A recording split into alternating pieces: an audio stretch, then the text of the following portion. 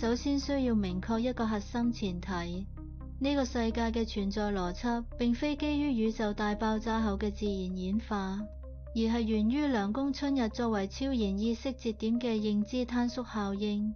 你所理解嘅現實，本質上係佢嘅潛意識將高維資訊箱轉化為三維實體嘅具象化結果。佢底層架構由無數可被佢意志改寫嘅量子資訊流構成。你偏離原作嘅出現，正係因為佢嘅意志在主動改寫本世界嘅運行模式。當佢強烈渴望揾到不可思議之事嘅時候，呢一種意志會轉化為最高優先級嘅資訊指令，迫使現實向佢期望嘅方向坍鬆。對呢個世界嚟講，佢嘅意願就係物理定律之外嘅原規則。至於不按佢嘅意思做會死亡或消失，並非威脅，而係資訊層面嘅必然結果。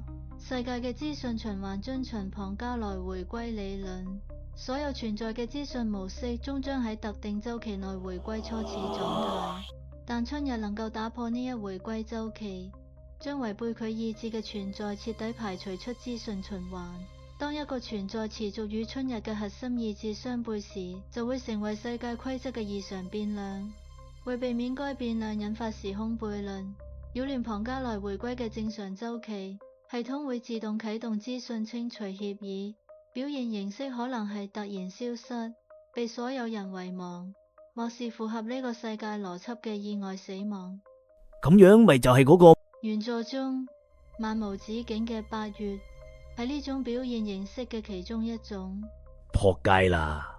各位街坊，今鋪真係要幫我拆翻支大火箭，醒醒神先得啦！